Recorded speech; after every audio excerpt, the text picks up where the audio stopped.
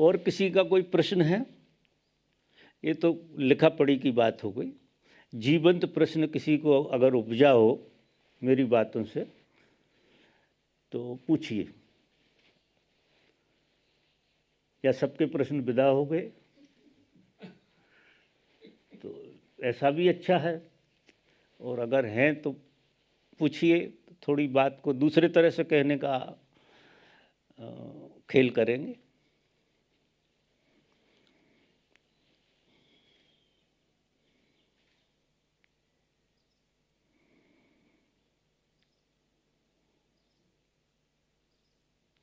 देखो, प्रश्न किसी को होते नहीं, ऐसे लोग इतने प्रश्नों से भरे होते हैं, और जब भी कभी सभा में हम ऐसा पूछते हैं, कारण क्या है कि प्रश्न सच में है नहीं,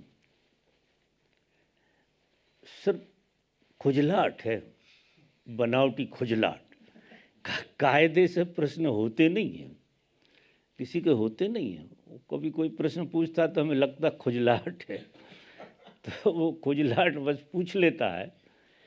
बाकी प्रश्न अगर आपके जीवन में पैदा हो जाए और उसका उत्तर न मिले तो आप जी कैसे पाओगे? कोई उपाय है जीने का कि प्रश्न हो, गहरे से गहरा प्रश्न है और उत्तर नहीं मिल रहा है। अगर सच्चा प्रश्न है तो आपके जीवन में आग लगा देगा। जब तक उत्तर नहीं मिलेगा तब तक आपको बेचैन कर देगा। आपने ख्याल किया होगा कि किसी का नाम भूल जाते हो, वो बिल्कुल परिचित था, होठ पर रखा है और नाम भूल जाते हो, और नाम याद नहीं आता तो आपको बेचैनी हो जाती है, आप बेचैन हो जाते हैं। जब तक वो नाम प्रकट ना हो जाए जब तक आप पीछा करते ही रहो, और जितना पीछा करोगे उतना वो पीछे और सरक जाता है। फिर रिलैक्स में होते तो वो याद आ जाती है। तो ये तो एक छोटी सी बात है। अत्यांतिक प्रश्न अगर किसी के जीवन में घट जाए तो जीवन की पूरी बुनियाद को हिला देगा। और ये जो प्रश्न रमन साहब कहते हैं कि पूछो कि मैं कौन हूँ, ये इस तरह की बात है ही नहीं। अब लोग पूछते रहते हैं ध्यान में और इधर उधर कि मैं कौन हूँ, मैं कौन हूँ। इस तरह के पूछने से कुछ होने वाला है नहीं। तुम्हें 2-2 बार पूछना पड़ रहा है, 10-10 बार पूछना पड़ रहा है, मंत्र की तरह पूछ रहे हो कि मैं कौन हूँ। इसका मतलब साफ है कि वो प्रश्न असली है ही नहीं, वो आपका नहीं है, आपने किताब में पढ़ लिया है। किताब में रमन साहब ने ऐसा कहा है तो आपने उसको रिपीट कर, आपके जीवन से नहीं उठा है। प्रश्न कायदे से जीवन से उठते हैं, और जब ये जीवन से उठते हैं तो आपको झकझोर देते हैं, आपको किसी यात्रा पर ले जाकर पहुंचा देते हैं। और ये प्रश्न तो बहुत अत्यांतिक प्रश्न है, हु एम आई। इतना अत्यांतिक प्रश्न है कि सौभाग्य से किसी के जीवन में ये प्रश्न पैदा हो जाए। अब जितने लेक्चर भगवान ने दिए 30-35 साल तक वो बोलते रहे। आप आश्चर्य करेंगे, उनने आपके किसी प्रश्न का जवाब नहीं दिया। भगवान ने, देखने में ऐसा लगेगा उनने बहुत सारे प्रश्न हल कर दिए, बहुत सारे लोगों की शंका समाधान हो गए। एक कहने की बातें, वही प्रश्न लोग आज भी कर रहे हैं जो उनके सामने बैठ कर करते थे। वही प्रश्न हम देखते हैं वो आज भी पूछ रहे हैं। उसका बुनियादी कारण है उनने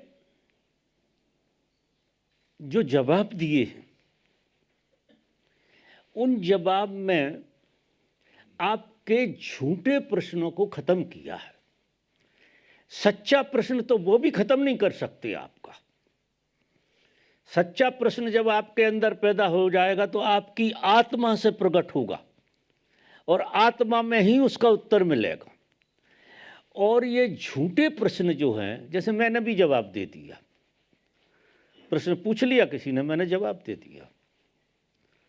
अब ये झूठे ही प्रश्न हैं, जिनने भी पूछा हो, वो अगर सच में उनके भीतर से निकला है तो मुझसे पूछने की जरूरत थी नहीं।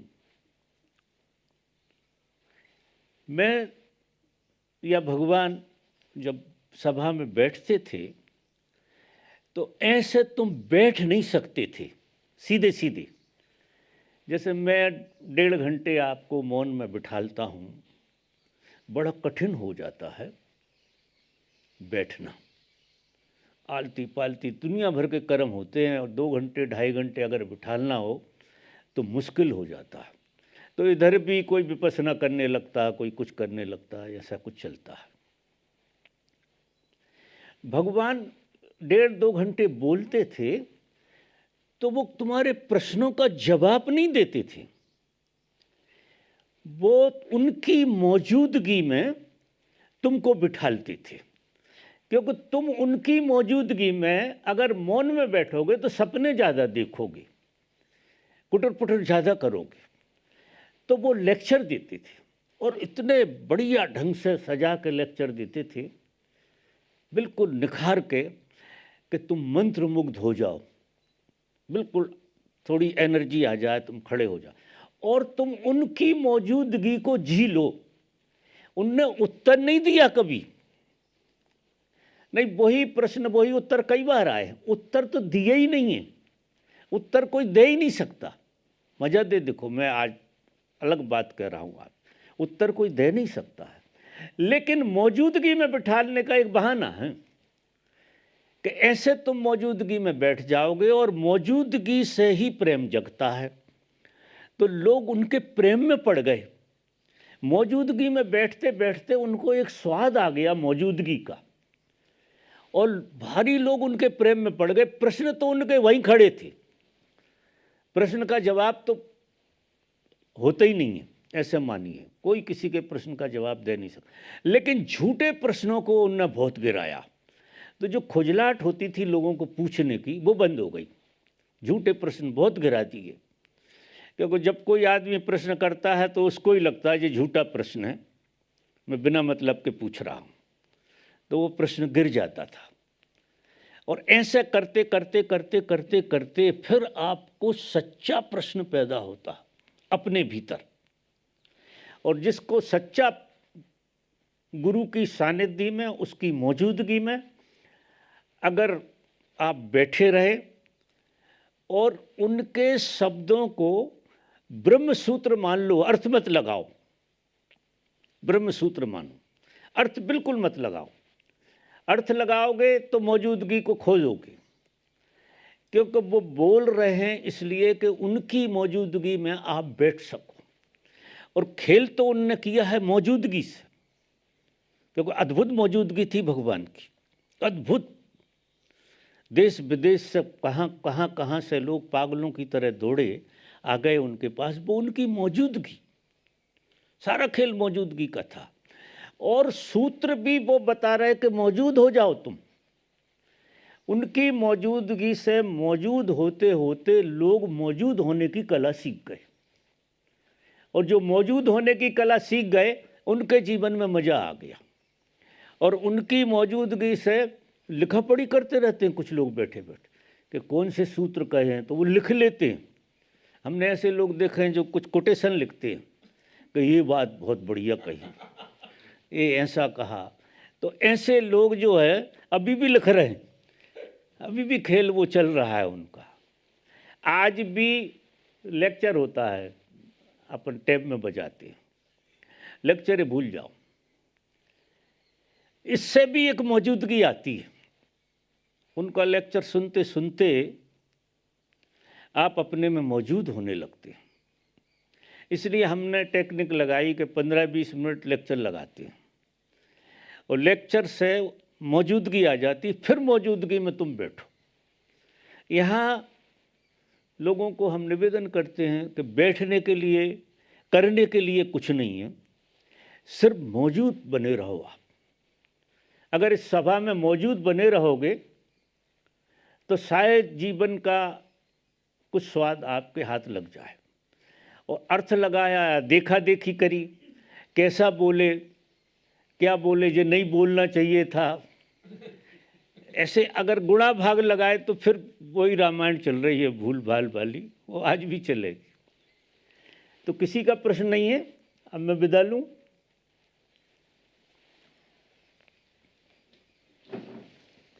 हरिओम।